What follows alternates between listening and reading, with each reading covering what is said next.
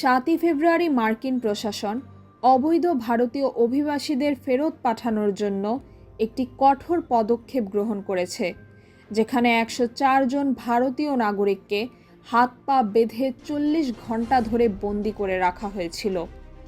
এদের মধ্যে 19 জন মহিলা এবং 13 জন নাবালক ছিল।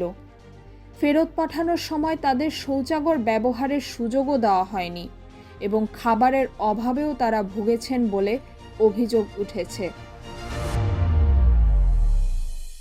মার্কিন প্রশাসনের এই সিদ্ধান্ত ভারতের অভিবাসী সম্প্রদায়ের মধ্যে তীব্র ক্ষোভ ও উদ্বেগ সৃষ্টি করেছে।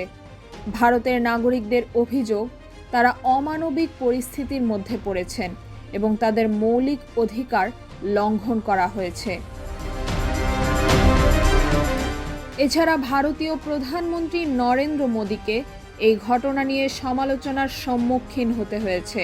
তবে ভারত সরকার এই প্রক্রিয়া সহযোগিতা করার প্রতিশ্রুতি দিয়েছে। বর্তমানে ভারতীয় কর্তৃপক্ষ বিষয়টি নিয়ে কার্যকর পদক্ষেপ গ্রহণের চেষ্টা করছে, যদিও এখন পর্যন্ত কোনো সিদ্ধান্ত গ্রহণ করা সম্ভব হয়নি। এ ঘটনা বাংলাদেশের জনগণের মধ্যেও উত্তেজনা সৃষ্টি করেছে এবং তারা এর বিরুদ্ধে ক্ষোভ প্রকাশ করেছে। তাহমিনা রহমান, হাফসা, ঢাকা ওয়েস্ট।